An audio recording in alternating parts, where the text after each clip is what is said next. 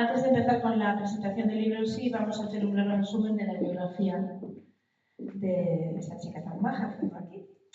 Pilar Murillo García, escritora, dramaturga, directora de teatro y actriz. Tiene formación en interpretación, dirección y escritura dramática con maestros como José Sánchez Sinisterra, Etelvino Vázquez, Fermín Cabal, José Carlos Plaza o Ramón Regueiro. Fundadora de la compañía teatral La Diosa del Sarcasmo, tiene en su haber obras como Faustina, madre de Alejandro Casona, y ha producido montajes a nivel nacional como Adulterios de Woody Allen, dirigida por Verónica Forqué. Monólogos puntuales, como siempre, fue seleccionado por la SGAE para ser representado en los principales teatros asturianos. En Madrid, en la sala Microteatro por Dinero, se representaron dos obras suyas, Los Prismáticos y La Gata de Guatiné. Su última creación como autora y directora ha sido un monólogo teatral, La prisionera de Tordesillas, sobre los últimos días de encierro de la mal llamada Juana la Loca. Ha recibido varios importantes premios de dramaturgia, como el premio Arna Long por sus obras Trauma y Gracias Claudia, y el reconocimiento a la mejor dramaturgia de teatro asturiano en 2005 por su monólogo teatral La Escultura. En 2022, sin abandonar el teatro, su auténtica pasión, amplía su trayectoria creativa al ámbito de la narrativa, publicando su primera novela, Tejiendo Historias, con la editorial Ruser, está actualmente disponible en Amazon. Y hoy nos viene a presentar su última obra, María y el secreto de los astures. Bueno, vamos a ver. Después de tu primera incursión en la narrativa, con una novela inspirada en la vida de tu madre, ¿de dónde surge la idea ahora de dar un vuelco y escribir una novela juvenil? Pues muy sencillo, volviendo otra vez a ser niña y también transcurre en mi pueblo, con lo cual pues te basas a veces en cosas que tú has vivido, pero tienes que ponerlas en este presente, porque los chavales son de ahora, de este momento. Y bueno, pues uno de los personajes, por ejemplo, está basado en cómo era mi hermano, lo de la música y todo eso. Y bueno, pues me volví a ser niña para volver atrás quería hacer algo juvenil, y cuando era jovencilla leía mucho las novelas de fantasía, me gustaban. Por mis manos han pasado muchos estilos de narrativa y uno de ellos la fantasía. Vale, la novela es una novela pues, fantástica, tiene muchísimo de mitología, el mismo título lo dice. ¿Qué fue lo que despertó tu interés por la mitología astur y el pueblo de las Astures? Siempre me gustó la historia de los ancestros y bueno, entonces estuve mirando qué podía hacer al descubrir que había en mi pueblo unas ruinas de un castillo, como se llama allí, de origen astur. Pues paseando por ahí con mi perrito hace un año, por ahí, pues me empecé a imaginar cosas, cómo serían, cómo tal, y luego investigué en internet, en libros, y la mitología asturiana viene de los celtas y la gallega.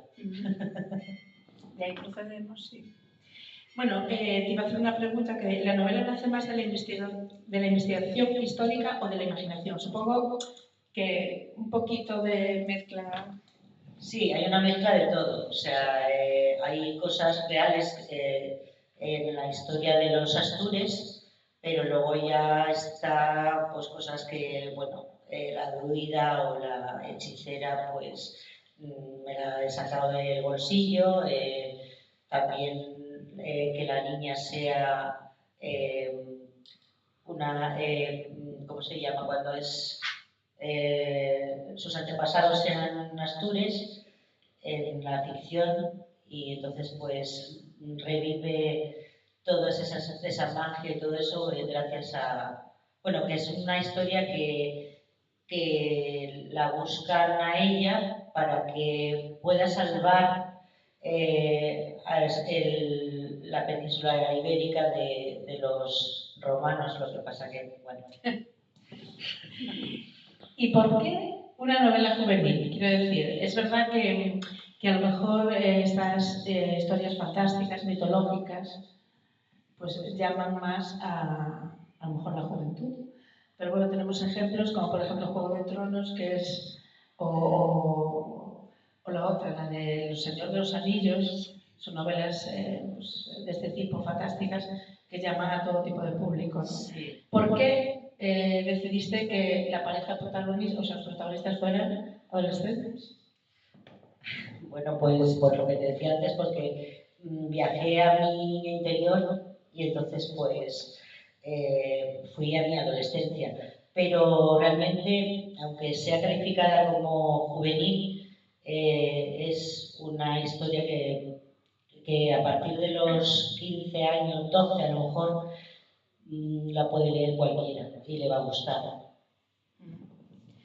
Y la idea de combinar magia, leyendas, tradición, ¿la tenías desde el principio o fue surgiendo, empezaste a escribir novelas, pues te surgió y dices, vamos a combinar todas estas cosas? No, bueno, en principio tenía a la pandilla de los niños y entonces dije, tengo que irme hasta los Astures, pues tendré que inventarme cómo se van a ir. Y fue de poco a poco, fueron surgiendo pues, las cosas, desde el transporte hasta siglos más atrás y bueno, la magia y tal. Yo creo que es mucho más entretenido si hay magia y tal, y si es historia es mucho más aburrido. Creo que incluso la gente que no sabe qué pasó en esa época, pues se puede enterar y de una manera muy entretenida. ¿Y cómo investigaste sobre las leyendas tradicionales que salen en el libro? ¿Hay alguna que sea solo producto de tu imaginación o son todas, tienen su punto de verdad? No, las leyendas son producto de mi imaginación. Lo que tiene de realidad es las guerras cántabras, pero el cuélebre que sale, o el águila, pues eso también el cuélebre no me lo he inventado yo, ya lo sabéis que existe. Pero bueno, lo tuve que investigar, tengo libros de mitología asturiana y era el que más me pegaba aunque es macho, los cuélebres son machos, pero como la chica es maga o tal, puede convertirse de macho o hembra con lo que quiera. Con lo que quiera, efectivamente. ¿Hay alguna...? Bueno, a mí me llamó mucho la atención del libro, que como vengo aquí de rebote me lo leí así un poco por encima, pero me llamó mucho la atención el lenguaje. La manera en la que te has adaptado al lenguaje juvenil, porque yo la mitad de las palabras no las entendía. Yo tampoco. Me queda muy lejos la juventud, mis hijas ya son mayores también, y entonces, ¿cuál fue la labor de investigación? No solamente para los datos históricos, sino para este tipo de cosas que son muy importantes a la hora de escribir una novela protagonizada por chavales. Sí. Nada, los chavales de hoy en día pues hablan mucho en términos ingleses porque están con el TikTok y con todo esto. Es simplemente el internet que nos ayuda mucho preguntar qué dirían estos niños con su lenguaje, pero sabiendo que tú que me conoces, estigo los diálogos naturales, ¿no? Metiendo ahí, bueno, bro, ¿qué hacemos, no? Y tal, así, son palabras en inglés, pero porque las utilizan ellos y creo que ahí diré mucho para ellos, pero bueno, es simplemente buscar en internet, como hacíamos antes, buscar en el diccionario qué palabra significa crush o crush, que se escribe, me parece, que es el amor platónico. Bueno, la inteligencia artificial ayuda mucho para estas cosas. También tiene sus fallos, pero no para escribir el texto en sí, sino pues, para determinadas... Bueno, yo pregunto a Google. ¿Te costó... ¿qué es lo que más te costó de escribir la novela? ¿Algún capítulo en especial, alguna escena en especial que te haya costado más que el resto de la novela? Sí, el final, como siempre. Como siempre. Sí, no sabía cómo terminarlo y tal, cómo volver ellos no sabía si si iban a quedarse en aquel tiempo para siempre. Luego, pues, yo soy muy aficionada a ver también películas, aunque no leo ahora fantasía, veo películas fantásticas y piensas que si estás en el pasado y cambias la historia puede ser contraproducente. Y esto ya viene desde las películas de los años 90, ¿no? De esas películas americanas que eran Regreso al futuro y tal, que podía pasar algo oscuro. Entonces ahí estaba Nacho, que era el coprotagonista, el que decía, si cambiamos esto tiene que pasar por algo. Si cambiamos la historia, puede pasarnos que incluso ni estar nosotros en el futuro. ¿Y cuál sería para ti, o no, el mensaje que te gustaría que el lector se quedara al leer la novela? Es interesante la pregunta. Pues el mensaje que creo que quiero dar es la amistad, el apoyo a tus iguales y bueno, eso, la amistad sobre todo, que es lo que gusta más a los chavales. ¿Y crees que la magia, la fantasía, puede ayudar a los jóvenes, o incluso a los no tan jóvenes, a entender un poco mejor el mundo real? Bueno, creo que no. Bueno, en mi opinión, claro, cuando eres joven tienes sueños fantásticos que luego vas creciendo y ves que te lo tienes que trabajar tú, que no puedes esperar a que venga una maga y te resuelva las cosas. Sí, yo estoy de acuerdo contigo. Lo que pasa es que también a veces los mayores perdemos la ilusión. Sí. Y yo creo que evidentemente tenemos que tener los pies en la tierra, pero hacer a lo mejor las cosas con más ilusión y tomarse la vida pues con más fantasía. Sí. Porque esto me lleva a hacer una pregunta. En muchas películas que vemos, sobre todo yo, por ejemplo, soy muy seguidora de la serie de Netflix Stranger Things, y hay, a veces a los niños las cosas que cuentan no son leyendas ni son cuentos, sino que parece una advertencia que alguien le contó previamente. Es decir, tú en la película ves a un niño hablando, los mayores lo ven hablando solo, pero el niño está hablando con alguien, ¿no? Sí. Entonces, bueno, va un poco por ahí el asunto. Sí, vamos a hacer ahora un repaso a los personajes. ¿Cómo construiste a los protagonistas para que conecten con el público juvenil? ¿Tuviste alguna...? Bueno, Gloria, no lo sé. Yo creo que simplemente la niña que tengo dentro salió afuera. La describo como pelirroja porque es descendiente de Astures, eran rubios o pelirrojos. La describo con ojos azules, pero luego la manera de ser, yo creo que soy yo cuando era niña. Entonces esa niña que no puede dormir porque está pensando en fantasías, en cosas, voces imaginarias, que sabe que no son verdad, pero que en este caso sí, en el libro. Pero yo creo que soy yo. Mi niña interior salió ahí a flote y tiene para adelante por ahí. Luego Nacho, pues solamente te puedo decir que Nacho es el nombre de un chico súper buen chaval que era de la pandilla del Molín del Puerto y que desgraciadamente murió en un accidente de tráfico hace ya muchos años cuando era joven. Iba a ver a su novia y falleció en un accidente con la moto. Pero siempre recordaré, pues, a pesar de ser mayor que yo y tal, lo amable que era, lo dulce, lo guapo, que me había prometido una vuelta en moto. Y entonces dije, voy a ponerle Nacho, porque tenía como algo de madurez más que los demás, los pies en el suelo, pero al mismo tiempo sabía muchas cosas de Asturias y tal, y me encantaba escucharlo. Yo creo que ese chico sí es Nacho, que está en el cielo, pero... Y luego pues hay personajes que me baso en personalidades que conozco, pero no voy a contarlo.